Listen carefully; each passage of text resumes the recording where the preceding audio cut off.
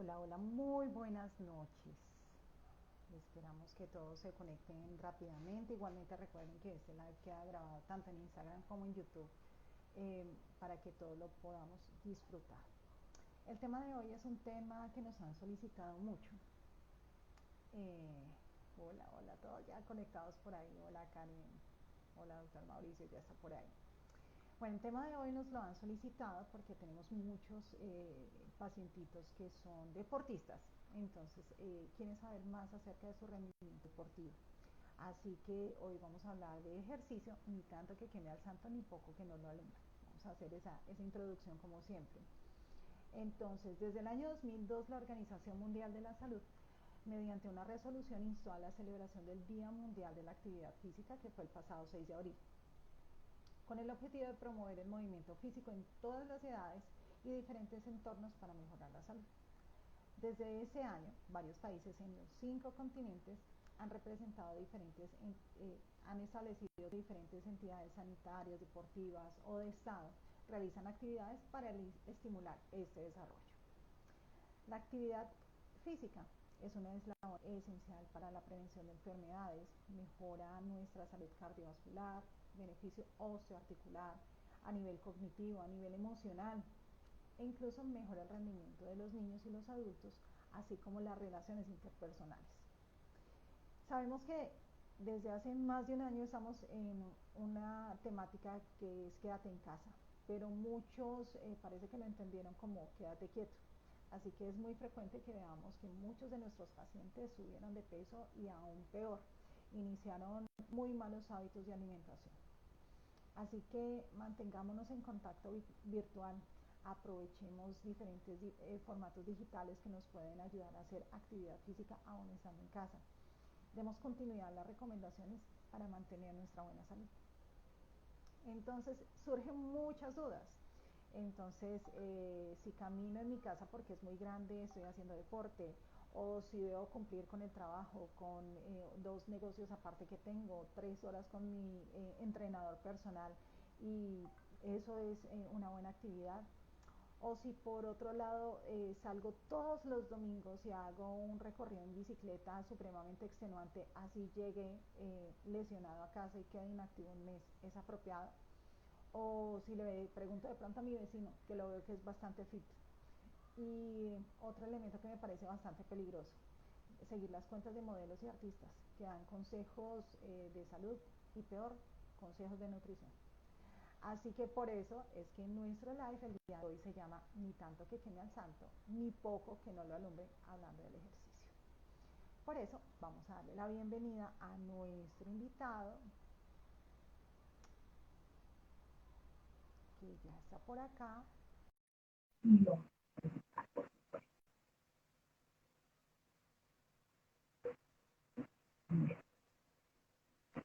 Hola, hola. Hola, ¿cómo vas? Bien, ¿cómo estás? ¿Cómo se oye? ¿Cómo se oye? Bien, pero por aquí Karen me dice que no se escucha mucho. Voy a quitar entonces el audífono. Como, Sí, tu audio como está bajito. ¿Cómo está el mío? No sé. yo te escucho bien, ¿no? Listo, perfecto. Karen. Bueno, buenas noches, Lili. Buenas noches a todos los que se conectan. Hola Mauro, qué gusto tenerte por acá. Hace un tiempo estuve yo de invitada y hoy te invito a este espacio que se llama Charlas con Expertos, en los que vamos a tratar temas muy sencillos y pues en un lenguaje bastante eh, sencillo para nuestros pacientes.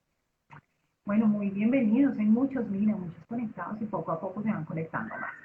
Voy a presentar entonces al doctor Mauricio. Mauricio Rojas es médico especialista en medicina del deporte, es máster en rendimiento físico y nutrición deportiva y especialista en medicina alternativa enfocada al dolor crónico y al cuidado paliativo. Entonces tenemos muchos puntos de encuentro, Mauricio, eso me encanta. Los que no me conocen, mi nombre es Liliana Valderrama, médico cirujano, especialista en terapias alternativas, máster en nutrición clínica y estamos realizando un máster en obesidad. Entonces, así saben no, quiénes estamos el día de hoy. Bueno, mi querido Mauricio. Entonces, primero quisiéramos establecer entonces las diferencias entre actividad física, ejercicio, deporte. Entonces, actividad física es desde mover un dedo. Aquí estoy realizando actividad física. Hacer, por ejemplo, los oficios de la casa o de pronto mi actividad pues, del día a día y que implique un gasto de energía. Ejercicio sí es una actividad que se planifique y que se repita con cierta temporalidad, que sea más estructurado y que requiera o que tenga un objetivo. Mientras que el deporte sí es algo a nivel competitivo, que requiere un entrenamiento especializado, largas jornadas de entrenamiento y bueno, todo un apoyo de un equipo logístico para lograr medallas y competencias. Pero también establecemos la rehabilitación, que nos puede ayudar a planificar de manera guiada cómo evitamos lesiones o si ya las tenemos, tanto si es un deportista de alto rendimiento o es un vil mortal como cualquiera de nosotros que hace ejercicio o algo de actividad física, pueda reanudarlas o mejorar. Entonces, mi querido Mauricio, em, como el, como el pedido del público ha sido el ciclismo.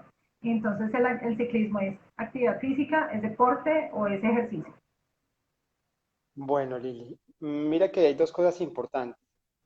Cuando tú das la introducción sobre el Día Internacional de la Actividad Física, te cuento que eso es una organización internacional que tuvo su gestación en Brasil y en Chile.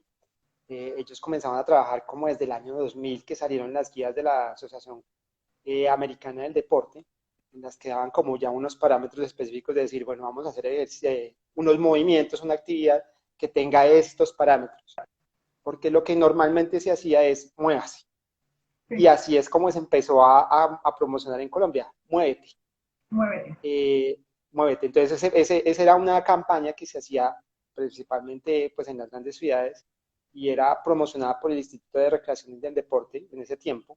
Y lo que hacían era eso, vamos a hacer aeróbicos, salga a la ciclovía, montese en una bicicla y salga a lo que pueda hacer. Pero a medida que ha pasado el tiempo, nos hemos dado cuenta que definitivamente hay un parámetro entre la actividad, lo que tú dices, el ejercicio y el deporte. Y cuando pasamos de actividad a ejercicio, el instante preciso también tiene que ver mucho con la conciencia de lo que hago. Cuando yo hago Ujú. actividad física, es lo que tú dices, estoy haciendo cualquier cosa, estoy barriendo, estoy cocinando, estoy estudiando. Es una actividad física que nos demanda un gasto energético porque lo estamos haciendo desde el cuerpo. Pero cuando ya hacemos un ejercicio, entonces estoy enfocado en que voy a hacer una rutina, en que voy a durar un tiempo y en que quiero lograr un objetivo, ¿cierto? Y finalmente pasamos al deporte cuando ya tenemos una estructura y unas reglas y digamos que unos parámetros para hacer el deporte. Si estoy jugando fútbol, entonces sé que tengo que tener un equipo, tengo que tener un balón. Cuando decido montarme en una bicicleta, entonces lo podemos hacer como actividad recreativa o como deporte. La cuestión es que a medida que ha pasado el tiempo, el ciclismo ha cogido un boom más fuerte y sobre todo en nuestro país porque ha tenido mucha publicidad, ¿cierto? Ha tenido una gran difusión en campañas, porque nuestros ciclistas de ahora tienen un perfil y un performance diferente a los de antes. Nosotros antes nuestro ícono era Lucho Herrera, Fabio Parra, Sí. Muy emocionante. Cochise, Sí. Cochise, y su alimentación pues era, entre otras cosas, era una alimentación de la casa, llevaban aguepanela, bocadillo, entonces la gente, digamos que no empataba tanto. Ahora tenemos unos deportistas, ciclistas profesionales, como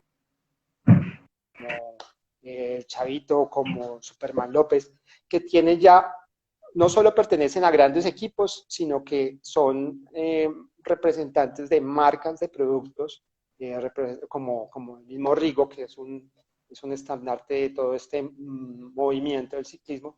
Entonces la gente ya se mueve hacia esa misma conducta que tienen esos iconos. Entonces ya no es solo montarse en la bicicleta para dar la vuelta a la ciclovía, sino tratar de lograr un rendimiento similar a ellos. Entonces, sí, puede ser un ejercicio, pero también mucha gente se mueve a convertirlo en el deporte de su, digamos que su afición. Ujú. Y ahí también hay otro punto importante y es que, tú sabes, yo hago medicina laboral y en los exámenes ocupacionales de la empresa, uno le pregunta a la gente, ¿hace ejercicio? ¿Hace actividad? Claro, yo barro, limpio, voy a cocinar, subo, tengo 3 hijos, entonces Sí, tres hago hijos mucha en casa. actividad física. Eso.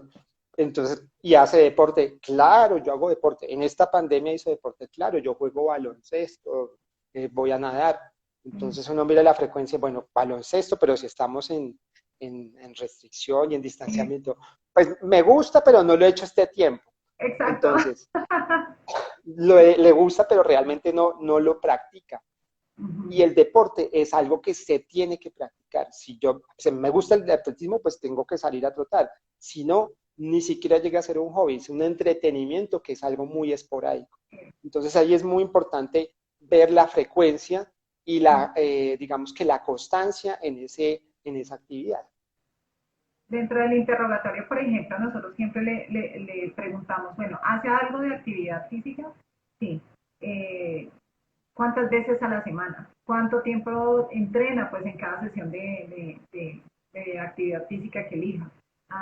Y eso lo viene realizando constantemente.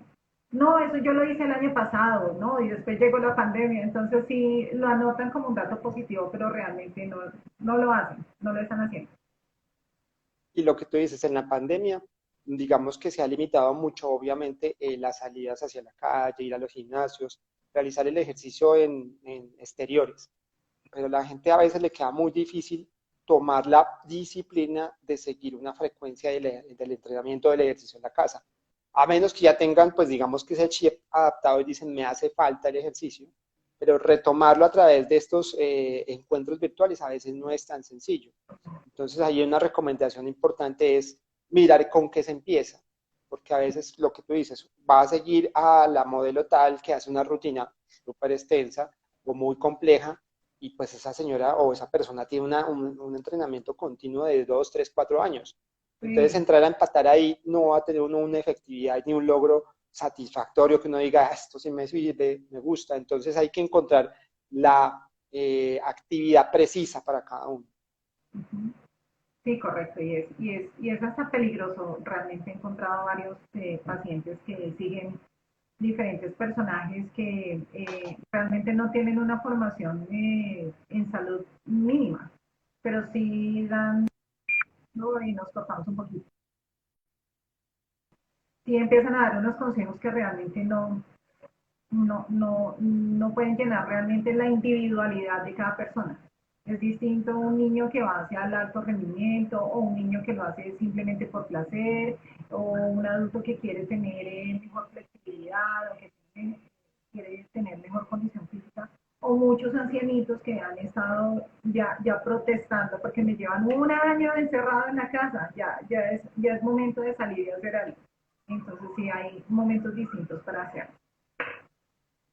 Bueno, y de todos modos esos requerimientos para un deportista, por ejemplo, revisando el tema del ciclismo, pues son distancias, un ciclista profesional puede hacer entre 25.000 y 35.000 kilómetros año. Veía ese dato que me parecía bastante interesante. Y hacen entre 300 y 600 kilómetros de entrenamiento por semana para mejorar nomás su capacidad física. Me pareció bastante interesante y hay diferentes tipos de entrenamiento, ¿no? Siempre uno ve como exactamente estos personajes que ve a Rigo, a Superman, pero hay diferentes tipos de modalidades de carrera. Entonces veía que había, por ejemplo, prólogos, no sé qué es, prólogos, pruebas cortas individuales, contrarreloj, bueno, carreras de partida en masa, pero bueno, hay muchas cosas. Y las de ruta, que me imagino que son las que hace Rigo, ¿correcto? Exacto, sí, hay dos tipos de rendimiento desde el deporte en ciclismo. Hay un rendimiento que va más hacia la potencia, que son, por ejemplo, los óvalos. Entonces es el ciclista que va a dar un número de vueltas específicas como en un coliseo, y lo que quiere es lograr romper una marca cronométrica. Y Uh-huh. ya está el ciclista de ruta, que es un pedaleo continuo por una extensión de tiempo de kilómetros y de distancia, y lo que cambia ahí son la topografía de la ruta. Entonces puede ser una ruta muy corta en la que se hace contra un tiempo determinado y todos compiten por el que llegue más rápido, Uh-huh. o van en grupo y entonces pasan por la montaña, pasan por un plano, pasan por adoquines, luego las bajadas extensas. Entonces ahí en cada uno de esos segmentos varía no solo la técnica del que va pedaleando, sino también el tipo de cicla, el tipo de alimentación, qué tan preparado y qué tan descansado está para competir. Y ahí es importante también lo que dices, toda esa cantidad de kilómetros que tienen que recorrer. Cuando uno estudia fisiología del deporte en el ciclismo, es muy bonito porque en el músculo del ciclista la adaptación se logra, digamos que no tan larga como en otros deportes, pero se pierde muy fácil. Entonces, si ellos ya dejan de entrenar una semana, ya pierden una capacidad no solo cardiovascular, sino muscular para mantenerse. Entonces, todo el tiempo tienen que estar montados en la cicla, con lo que implica montarse en una cicla. El dolor. El dolor, la postura. Ahorita que hablemos más adelante, por ejemplo, el hecho de estar tanto tiempo sentado en una postura en la que la columna hace cierta presión sobre los órganos abdominales, tiene unas repercusiones. Entonces, lo mismo si la cicla tiene un peso determinado. Cuando uno comienza con una cicla, mucha gente dice, bueno, voy a comprarme la bicicleta, pero esa bicicleta queda al mes como perchero. Sí, Entonces, ahí están los 6 7 millones, sí. como está, Vendo como un bicicleta, cuadro, casi nueva. casi nueva y que sirve muy bien de perchero. Sí, sí, sí, sí, entre muchos otros. Muy bien, Maura. Eh, entonces veíamos que es clave y hablábamos acerca del ciclismo específicamente, bueno, el favorecer la recuperación, eso lo vemos ahorita en un momentico, ¿cierto? Acerca de la recuperación que debe tener tanto el ciclista como cualquier otro deportista. Sí, sí, sí, digamos que hay unos parámetros en los que uno debe saber, yo me tengo que preparar, tengo que alimentarme, tengo que entrenar, pero también tengo que descansar. Entonces, muchas veces no le damos el suficiente reposo no solo a la musculatura, sino al mismo sistema endocrino, digestivo, y ahí es donde muy fácilmente hay sobrecargas. Y las sobrecargas tienen, o sea, cada vez se estudia más eso, tienen unas descompensaciones no solo musculares, sino en otros sistemas, hasta el sistema nervioso. Unos estresores grandes. Bueno, antes de adentrarnos mucho más en el terreno del ciclismo, digamos que si hay algún tipo de contraindicación en actividad física, no todo el mundo lo puede realizar.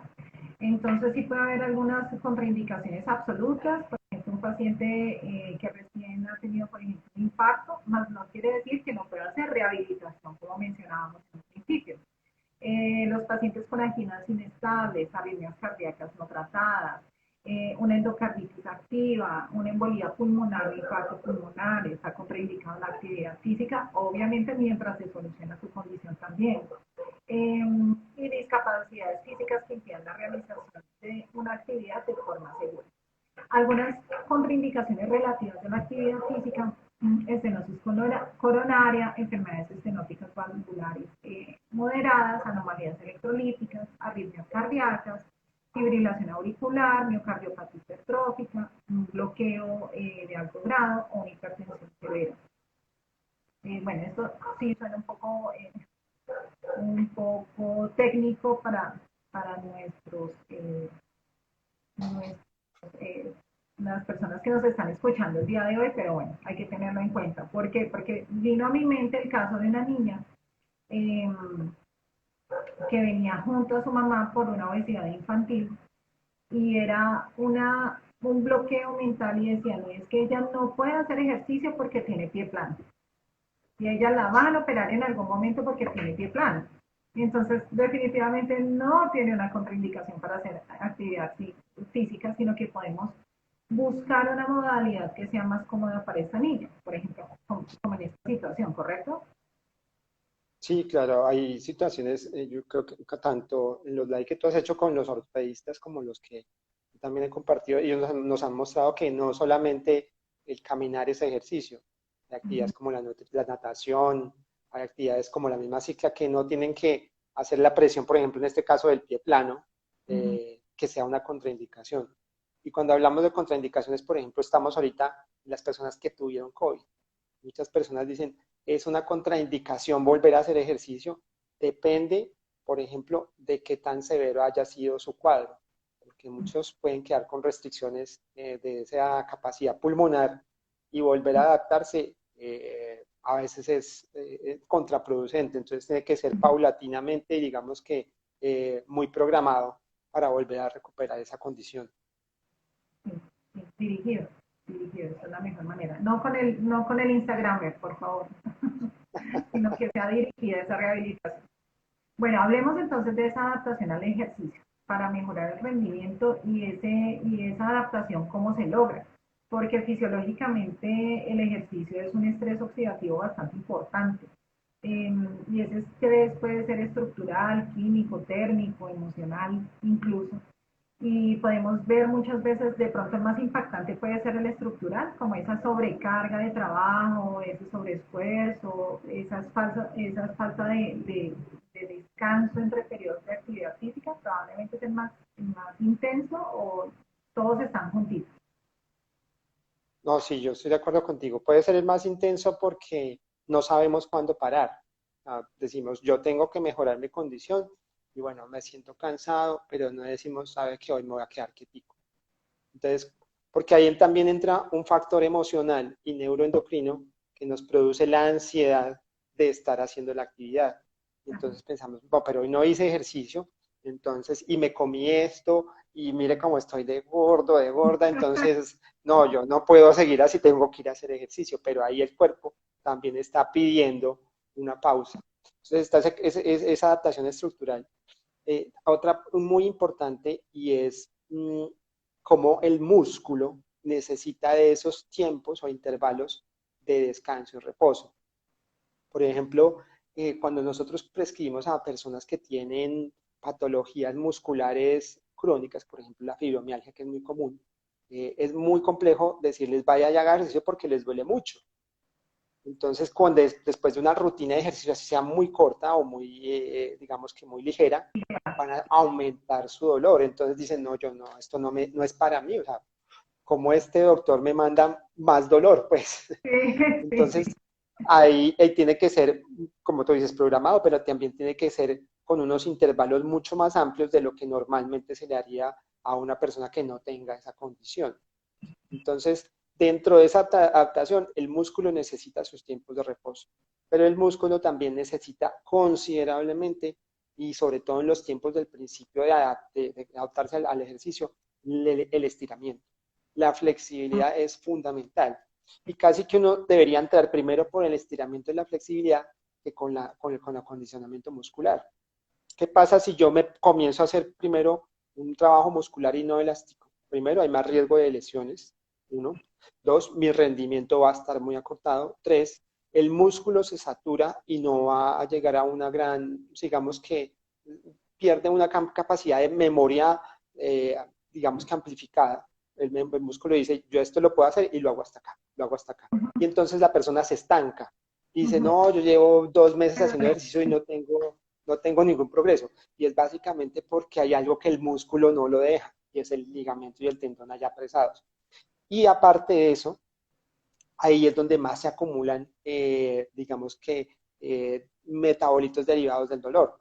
Entonces, al estar ahí en esas regiones, pues podemos estar potenciando cierto tipo de lesiones dolorosas, epicondilitis, gonalgias, dolores de hombro, bueno, en fin. y que a veces precisamente por esa emocionalidad y ese gusto por una actividad deportiva, de pronto callan el dolor y siguen estresando esa estructura hasta que ya hacen una lesión mucho más grande. Es bastante complejo. Y en cuanto al estiramiento, recuerdo que hay un estudio muy bonito respecto a los pacientes en el segundo día post-infarto agudo del miocardio. Entonces indicaban que lo primero que ellos debían hacer era estiramientos en cama y se veía que a Ujú. largo plazo son los pacientes que mejor pronóstico tienen. Entonces no requieren, pues, no es simplemente pasar de la cama a la silla, sino simplemente el estiramiento en cama era bastante interesante porque producía unos quimiorreceptores en sus músculos y en unos receptores que mejoraban su condición cardiovascular. Eso era bastante interesante. Y mira que el estiramiento uno no lo tiene como condición de hacer ejercicio. O sea, uno dice, si no quedo cansado, si no siento que los músculos se me movieron, no hice ejercicio. Y ahí es donde entra el fundamento, uno de los fundamentos del yoga. El yoga básicamente son posturas en las que se estira. Y pues yo que llevo un tiempo trabajando con el yoga, uno se da cuenta que es una manera de potenciar esa capacidad muscular. Pero cuando uno hace ese estiramiento, uno dice, aquí hay dolor, aquí esto está muy aburrido porque quedarse ahí tocándose la punta de los pies, pero es, digamos que, aparte de eso, porque también hay se estimula la propiocepción y se estimulan los receptores neuromusculares también de la piel que hacen que se mejore la condición del tono de la piel. Entonces, el tono de la piel y el tono muscular no solo dependen del músculo, sino de la capacidad de estiramiento. Entonces, por ejemplo, una persona que sigue, por ejemplo, a estos Instagramers, estos YouTubers, estos, digamos que estos íconos de las redes, muy pocas veces los muestran haciendo una rutina extensa de estiramiento. Los muestran allá haciendo las pesas y ¿dónde está el estiramiento? Ahí es donde entra entonces también esa parte de prevención y de saber, ve, esto sí lo puedo hacer, pero primero tengo que centrarme en lo que debo priorizar. Y además que el estiramiento, Mauricio, no solamente va antes del ejercicio, sino que también es clave hacerlo después del ejercicio. Y precisamente nos disminuye ese disconfort que podemos tener cuando tenemos un entrenamiento de pronto un poco más intenso. Y no nos incapacita al día siguiente para seguir nuestra rutina. Exacto, y no nos quita esa, digamos que esa sensación de querer volver al otro día a hacer nuestro trabajo o la actividad física. Porque cuando estiramos, los mismos neuroreceptores hacen que la cantidad de ácido láctico que se quede en el músculo, digamos que sea más fácil no ¿cómo te digo? No de diluir, sino como de que el mismo músculo la vaya disminuyendo. Un músculo poco entrenado produce mucho ácido láctico. Un músculo bien entrenado va produciendo menos cantidad de ácido láctico, por eso su rendimiento va mejorando. Y ese ácido láctico se acumula y es lo que nos limita al otro día para hacer ejercicio y nos causa dolor. Cuando estiramos, digamos que estamos ayudando a que ese ácido láctico se vaya eliminando y se convierta en las otras formas pues que hace parte de esa cadena bioquímica que ayuda al metabolismo. Perfecto. Sí, lo siento, es mi celular. Lo siento, siempre me hace esto. Bueno, lo siento. Bueno, esas adaptaciones también dependen de la intensidad y la duración del ejercicio, ¿correcto? Y eso se va ganando, esa adaptación, ese estado físico se va ganando con el tiempo. Así que no es... Se va ganando con el tiempo. Sí, y con la repetición del entrenamiento.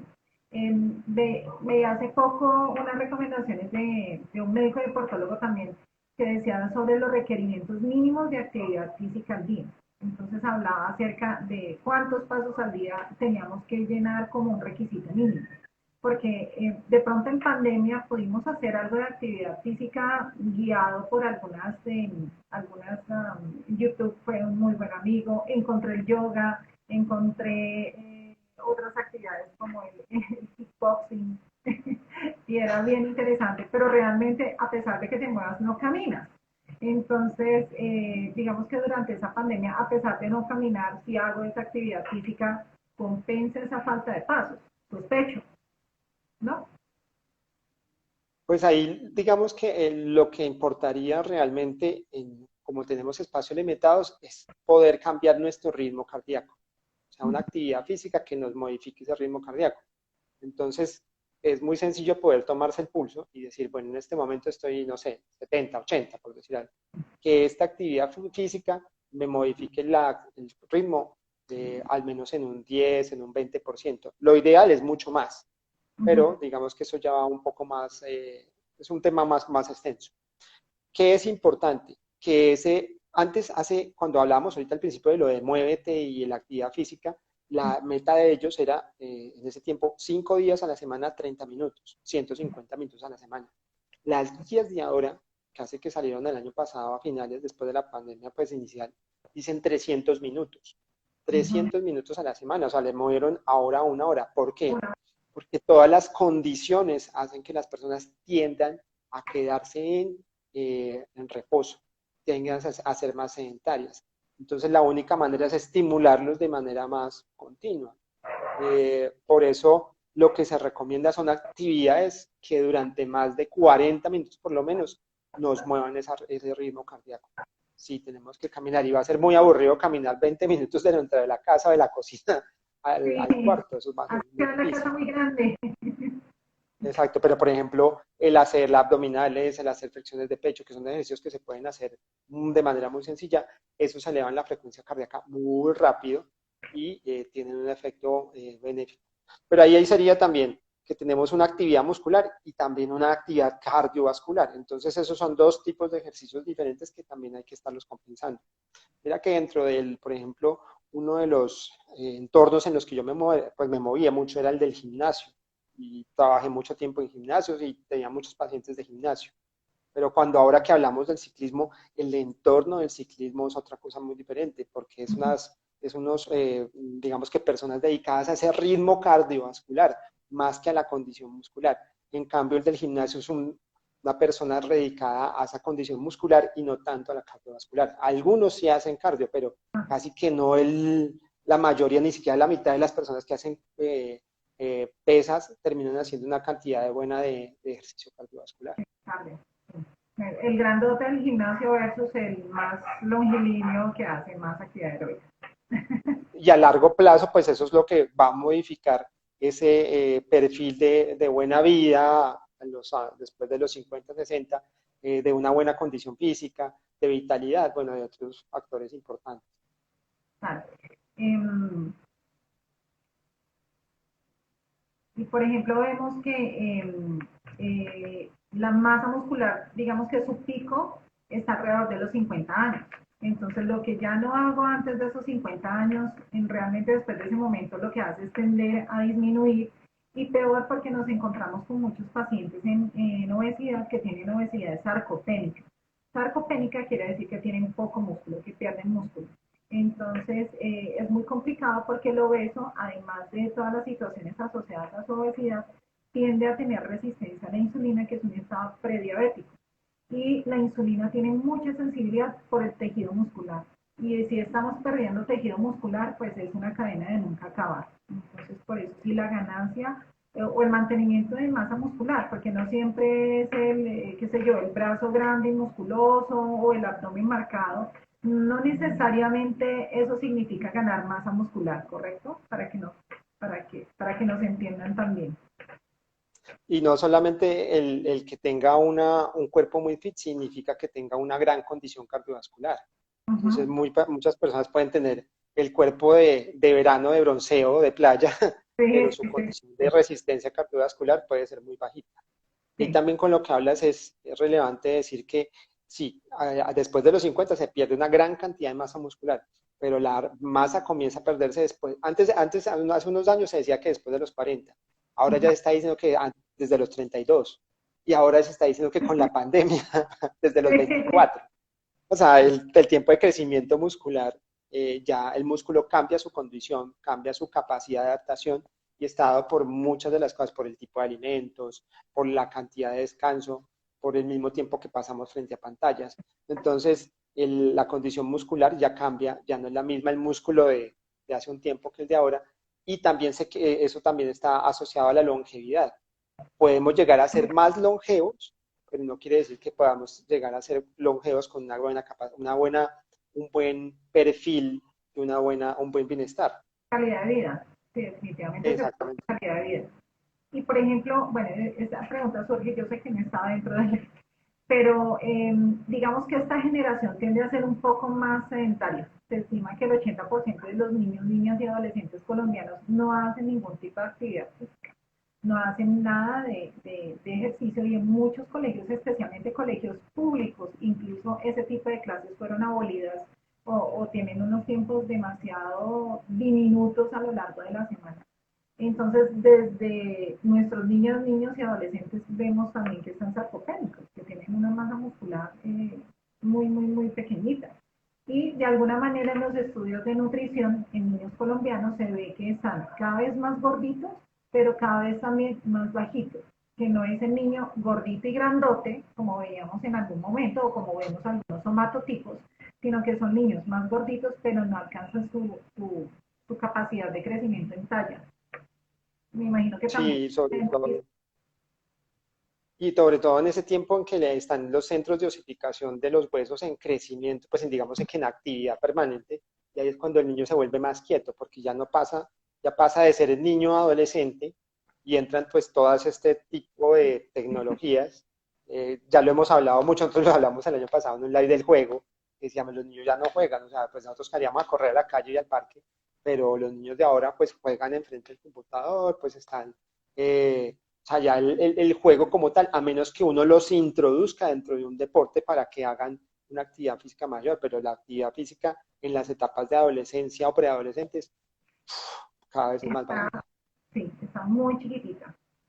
Bueno, y retomando el tema de la adaptación deportiva, eh, aparte pues de la nutrición y aparte pues de la frecuencia y la intensidad del ejercicio, del estiramiento, también podemos tener otro tipo de ayudas que para la adaptación hacia el ejercicio. Bueno, una de las principales adaptaciones es cómo planifico mi ejercicio. Uh -huh. Digamos, si yo estamos hablando de ciclismo, si me gusta dar la vuelta durante una hora y doy la vuelta a la misma parte siempre, todos los días, pues tengo que hacerle una cierta modificación a esa vuelta, Sí. o si no, el músculo termina aburriéndose.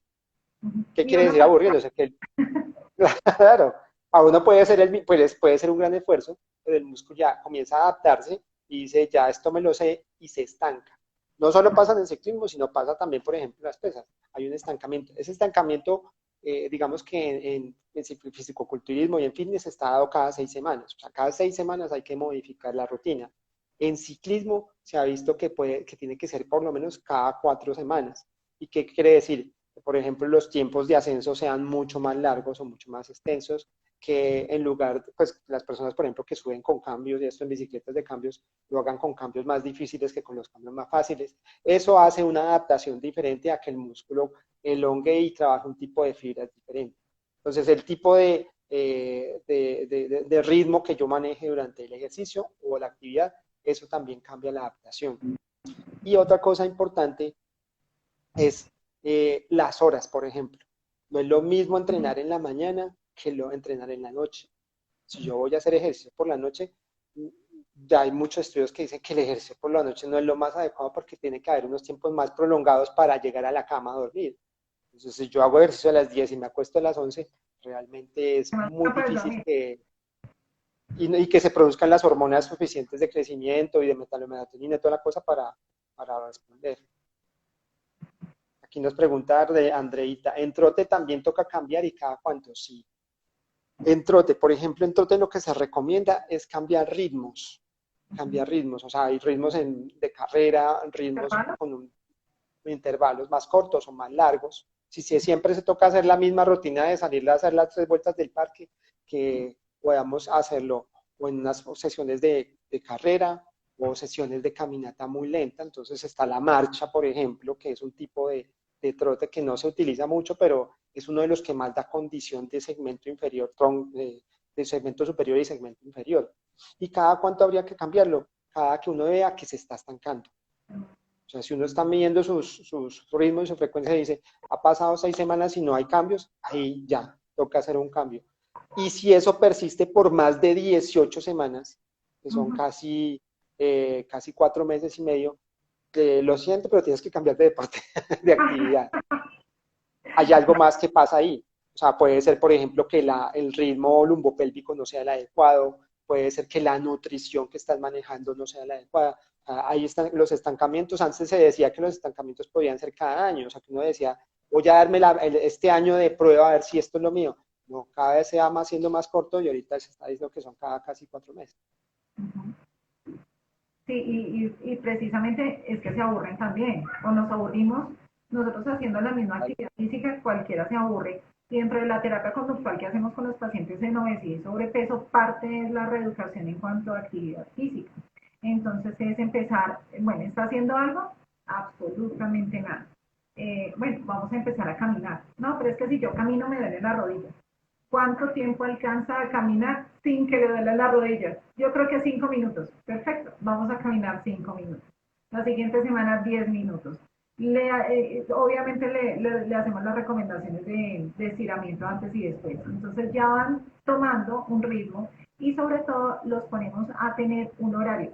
Entonces, así como nosotros tenemos un horario, qué sé yo, el lunes trabajo en la mañana, el martes en la tarde, el miércoles tengo los lives con Mauricio, lo que sea, asimismo vamos a establecer un horario para la actividad física, porque si no se nos pasa el día y no hacemos absolutamente nada. Bueno, aquí hay Y otra. mezclar, y mezclar.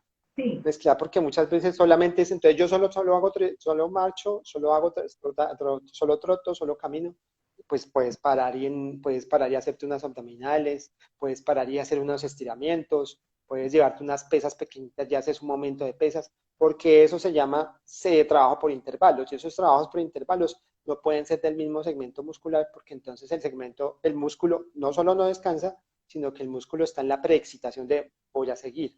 Cuando sí, bajamos esa preexcitación del continuo, hay una readaptación, pero desde la parte neurológica. correcto. Aquí nos hacen otra pregunta, si se debe hacer cardio antes de la práctica del yoga. De yoga, dice yuca, de yoga. Sí, No, pero de después sí yoga. corrigió. Yoga, yoga. De la yuca. Bueno, no, es que el yoga como tal es una práctica de calentamiento. O sea, realmente el yoga va por segmentos. Depende del tipo de yoga. Por ejemplo, si hablamos de hatha, el hatha entra de una vez a hacer movimientos muy fuertes y hace una parte de cardio. El kundalini, que es otro tipo de yoga, básicamente es trabajando los segmentos superiores y mucha respiración. Pero el yoga no hay que verlo como la concepción del ejercicio, sino con el espíritu. Si nos quedamos solamente como ese yoga física, digamos que nos falta en un poco más adentro. Estás quedando congelada.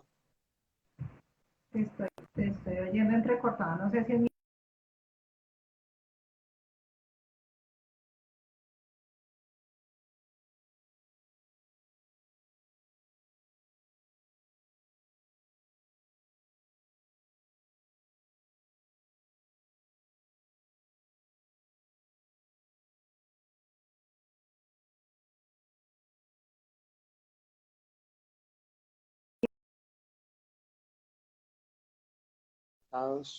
Ya, ahora sí. Perdón, Hablamos un poquito. te Vale. perdí, pero ya. Bueno, entonces, sigamos porque el tiempo avanza. Ya En aprendí. cuanto a sustancias adaptógenas, entonces vemos que hay sustancias bioergogénicas y hay, bueno, miles de sustancias que venden comercialmente, proteínas, batidos, menjurjes, bueno, cosas supuestamente milagrosas. Pero sí vemos que hay algunos elementos que realmente son útiles, especialmente cuando tenemos un desgaste deportivo más intenso.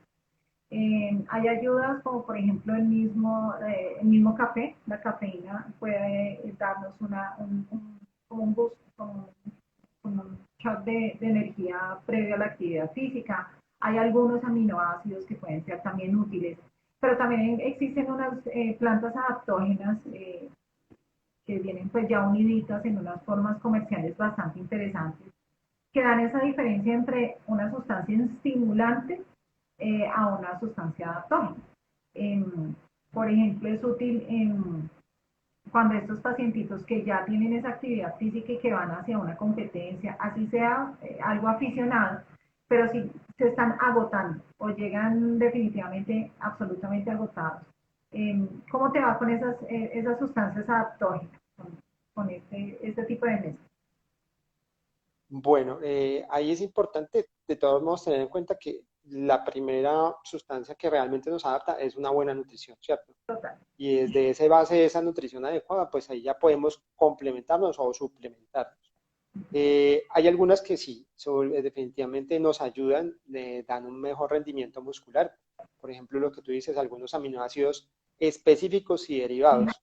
Cuando nosotros tomamos los aminoácidos completos, por ejemplo, los que vienen en las proteínas de leche, proteínas de suero, depende del tipo de deporte que vayamos a realizar. Si vamos a realizarlo, por ejemplo, para para ciclismo no son los más adecuados. ¿Por qué? Porque tienen un tránsito lento y si yo me lo tomo antes de salir a montarme en bicicleta, pues lo que voy a poner es a mi pobre estómago y intestino a que trabajen. Y en esa postura que es la cicla, lo que yo les decía, hay una contractura muscular permanente y aparte de eso los órganos están más recogidos que cuando estamos en una posición sedente o acostados. Pues digamos que uno no come y se va a acostar, pero sí está, digamos que en un movimiento diferente. Pero ese ritmo de la bicicleta con una proteína adentro en el estómago, pues digamos que no es lo más adecuado. Y aparte de eso, las proteínas como tal, no todas son de la mejor calidad. Pues, en eso sí ya hemos ahondado mucho, que hay mucho que tela que cortar ahí sobre dónde salen esos productos. Entonces yo sí considero que hay unas marcas buenas, hay unas marcas que se pueden, que pueden ayudar, que tienen una trayectoria reconocida y que nos suplementan bien. Sí, y sobre todo sí, lo que mencionabas inicialmente, la nutrición es clave y la hidratación. Y no siempre, digamos que nos venden un poco la idea que la hidratación debe ser una hidratación deportiva, así sea para darle la vuelta a la manzana, debe ser una hidratación, una bebida hidratante de colores y de nombres ya conocidos, pero su composición es casi igual o incluso peor que una gaseosa. Entonces Muchísimo realmente azúcar. sí, es un montón de azúcar enorme y realmente para nosotros cristianos que realizamos algún tipo de actividad física con alguna regularidad, el agua es suficiente, más que suficiente, y hidratarnos antes, durante y después del ejercicio. Y ahí hay algo importante, Lili, y es que estas bebidas y por ejemplo también las proteínas tienen mucho sodio. Y el sodio, si nosotros lo miramos allá a nivel de la microbiótica, el sodio hace que las bacterias de la microbiota actúen diferente, porque ellas no pueden con el sodio, o sea, no son reductoras de sodio. Cuando le metemos mucho sodio, esas bacterias o dejan de funcionar o algunas veces desaparecen, depende de la cantidad de sodio que tomemos. La mayoría de las proteínas tienen una alta concentración de sodio, porque eso hace que el músculo se elongue y se vea más grande. Entonces, me tomo la proteína y me veo más grande, esta proteína sí es buena. Y lo mismo las bebidas energéticas, le meten una gran cantidad de sodio porque hace que se reponga más rápido el líquido, pero tiene un efecto posterior. Entonces me lo tomo y me siento, claro, lo que necesito es uno de estos bien dulces, un Gatorade, el de estos, un Vie 100, un tal. Y entonces eso lo que tiene es un efecto contraproducente, no solo a nivel muscular, sino también allá en el intestino. Y ahora que hablabas de la flora intestinal, también, por ejemplo, los edulcorantes tienen una correlación muy clara acerca del empobrecimiento de la flora intestinal del que se los toma. Y desafortunadamente dentro del ámbito nutricional, a nuestros pacientitos, por ejemplo, diabéticos, creo que han pasado por cuanto edulcorante ha salido.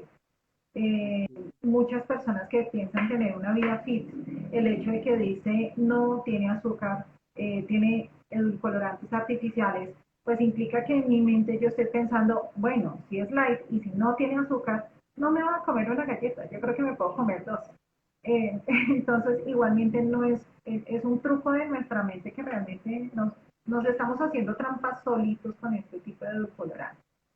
Y, Y no solo los edulcorantes, sino también algunos otras bebidas que dicen cero, ajá, cero calorías, sí, cero tal. Entonces sí. dicen, no, a mí no me hacen nada, mire mis exámenes, mire mi constitución. Estas bebidas cero tienen un efecto deleterio sobre la microbiota. Sí. Y esa microbiota es que es una microbiota casi que plana. Quiere decir que plana. La microbiota intestinal es una gran cantidad de bacterias, Uh-huh. múltiples millones, una flora inmensa. Y lo que se ha visto es que con estas personas que son consumidas frecuentes, su microbiota es plana, o sea que son no es no una, pero sí muy poquitas la tipificación de esas bacterias. Entonces, tienen mayor cantidad de posibilidades de tener cierto tipo de enfermedades. Y por otro lado, estas bacterias que no están presentes, que son las que ayudan, por ejemplo, a ser generadoras de serotonina desde el nivel del intestino. Y recuerda que igualmente esa flora intestinal nosotros tenemos una proporción, entonces no es solamente que esa proporción a veces se invierte, entonces digamos que la flora intestinal protectora, porque nosotros somos, alguna vez se hacía un cálculo y era que más o menos de nuestro peso corporal entre 2 y 5 kilos eran nuestras bacterias. Sí. Entonces nosotros tenemos bacterias en nuestra piel, en nuestros orificios, en nuestros órganos genitales, en nuestros pliegues, y una gran parte de las bacterias están en el terreno digestivo y cumplen muchísimas funciones muy importantes. Solo que lo mismo, la industria de higiene, entonces no, tienes que bañarte con un jabón antibacterial, una limpieza íntima con un jabón íntimo, y entonces, bueno, ¿y qué hago entonces con las bacterias de mi intestino? También las tengo que eliminar. Entonces, sí, no hay que tener Sí. esa fobia a las bacterias, porque realmente nos ayudan. Bueno, mi doctor, digamos que el tiempo apremia. Bueno, si hago ejercicio, ¿debo comer por dos? ¿Y cómo mi nutrición afecta el rendimiento en el ciclismo o en cualquier otro deporte? Bueno, si haces ejercicio, dependiendo de la meta que tengas, la intención que tengas, tú vas a hacer ejercicio para bajar de peso, para tonificar, para una condición cardiovascular, o sea, para mejorar tu rendimiento cardiovascular, pero eso no quiere decir que yo tenga que comer por dos o que lo que tenga que comerlo eh, o que modifique totalmente mi dieta. Entonces muchas personas lo que hacen es, estoy haciendo ejercicio, entonces voy a comer más proteínas, voy a comer más pollo, voy a comer más carne, porque eso me va a ayudar en mi rendimiento. Y el rendimiento realmente sí depende de la nutrición, pero de una nutrición balanceada. Si yo tengo una nutrición balanceada, mi alimentación no tiene por qué sufrir, no tengo por qué sobreestimularla. Aparte de eso, porque no es tan bueno también que yo lleve mi estómago repleto de comida a hacer una actividad. Eh, Voy a hacerle un sobreesfuerzo a la flora intestinal, voy a hacerle un sobreesfuerzo a mi tejido gástrico del intestino. Entonces, digamos que si tengo esa conciencia de qué es lo que quiero lograr y tengo una buena base, guiada por una excelente doctora, por ejemplo, que nos diga cuáles son los parámetros para comer, es más que suficiente para decir, entonces mi actividad física tiene que ser esta y esta puntual. Correcto. Y, y precisamente lo que hablabas con la actividad física y estar repletos. Recordemos que cuando nosotros nos alimentamos, la circulación se va al tejido que más lo necesita. Entonces, si me sobrelleno, toda la circulación sanguínea se va a ir al terreno digestivo y no va a ser tan eficiente en mis músculos, entonces tampoco me va a rendir. Y lo otro es lo contrario, las personas que se van a hacer ejercicio sin comer. Sí. Es que me desayuné, ¿no? Me desayuné una galleta de chocolate, o me desayuné una bebida súper. Me desayuné esto. Con ese desayuno, ¿qué capacidad le estoy dando a mis células para que tengan una respuesta adecuada sobre producción de todo ese metabolismo? ¿Y qué capacidad le estoy dando a mi hígado para que comience a producir todas las sustancias neuromusculares que estimula? Entonces, el desayuno es fundamental y sobre todo la calidad de lo que como, Ujú. porque no es lo mismo desayunarse, por ejemplo, con una porción buena de papaya recién partida, con un banano recién partido, que irme a tomar pues, algo que dice, pues, exacto, o sea, no tiene sentido, o sea, todo esto que estamos haciendo y desde lo que motivamos tanto Liliana como nosotros aquí en Sirio Medicina de Ser es una alimentación orgánica muy conectada con el presente, pero también con lo que vivimos, con la alegría de comer, con el disfrute. O sea, que sí, voy a hacer ejercicio y quiero bajar de peso, pero por eso no tengo que sufrir ni estar llorando, no, que la dieta del aguante y del hambre, no, eso está mandado a recoger. No, es algo absurdo. Bueno, mi doctor Mauricio, el tiempo apremia, así que vamos a ir cerrando el tema. Tenemos una sorpresa para las personas que nos ven el día de hoy, y es que vamos a tener 5 kits en Cali y 5 kits en Medellín, que es donde vive el doctor Mauricio, que ahorita nos da sus datos, donde vamos a tener precisamente algunas sustancias adaptógenas, vamos a tener minerales, vamos a tener una sustancia súper chévere que es magnesio, en una fórmula química de una absorción excelente. Y vamos a tener otra cosa, bueno, creo que son cuatro muestras médicas que vamos a tener para 5 pacientes en Cali y para 5 pacientes en Medellín. Así que el mecanismo que les sugiero es que sigan la cuenta de Sirio Medicina del Cero y sigan nuestra cuenta, y cada uno de ustedes indique en qué ciudad está y haga un comentario de qué le gustó de nuestra charla el día de hoy, y si quieren otro tema que toquemos junto al doctor Juan Mauricio Rojas. ¿Te parece? Claro, un tema que vamos a tocar con Lili, de nutrición, todo el tema de obesidad que ella maneja, que es, si hay una persona en la que yo confío para manejar pacientes, es en Liliana. Yo le digo, Lili, mira que tengo esto con esta paciente y puede ser una paciente de dolor crónico, de cuidado paliativo, ¿cómo la manejo desde lo nutricional? Y Liliana me dice, ta. Y esos, más que consejos, recomendaciones son casi que directrices nutricionales y de los casos siempre que le he preguntado, todos han sido efectivos de cómo manejarlos. Y Ay, para que gracias. esos pacientes salgan, no solo desde ese manejo que nosotros les hacemos acá, tiene que tener ese conocimiento nutricional que lo tiene Liliana muy presente. Ay, gracias, Mauro. Gracias de verdad. A Bueno, ti mi por doctor invitar. Mauro. Entonces, cuéntanos, Mauro. Estás en la ciudad de Medellín. Cuéntame cuáles son tus redes sociales, dónde te pueden ubicar, bueno, cuál es tu experticia, no. Bueno, nosotros estamos en Envigado, es un municipio de Medellín que es pues, ahí pegadito, pues. Sí. Eh, Nosotros tenemos dos cuentas, esta que es Sirio Medicina del Ser, donde hablamos de más temas médicos, y Sirio Tienda, donde promocionamos algunos de los productos que trabajamos y algunos de los talleres y esto. Sirio es la empresa que manejo con mi esposa, con Diana. Ujú. Ella es coach también, terapeuta nutricional y holística. Entonces, junto con ella desarrollamos casi todas las actividades. Entonces, la idea es, no, pues cuando nos contactan por alguna de estas dos cuentas, Sirio Medicina del Ser o Sirio Tienda, y ahí nos cuentan qué más quieren que charlemos y los primeros que lleguen serán los elegidos. Elegidos. Y ya llegaron a Medellín, ¿correcto? Ya llegaron los kits de Medellín, No, ¿no? todavía no. Bueno, Estamos y pendientes. eso lo gestionamos, no te preocupes. Bueno, y el teléfono donde te pueden contactar, Mauricio. El teléfono es 314-411-7189, con mi esposa, con Diana Moreno. Ahí pueden solicitar las citas. Nosotros estamos haciendo citas presenciales, virtuales. También estamos promocionando precisamente a finales de este mes un taller sobre generación de la salud, o sea, la visión holística de la salud, cómo genero mi salud. Y también en mayo un taller sobre cómo vivo la enfermedad. O sea, Qué verlo bonito. desde más allá de que no solamente sea el dolor y el sufrimiento, sino aprender de esos momentos. Claro, porque la enfermedad viene a enseñarnos algo. No, no Total. sale de la nada. Sí, no sale de la nada. La Bueno, enfermedad no es para una guerra, no es una batalla, la enfermedad es una amiga en unos parámetros diferentes. sí, sí, que viene a darme un campanazo.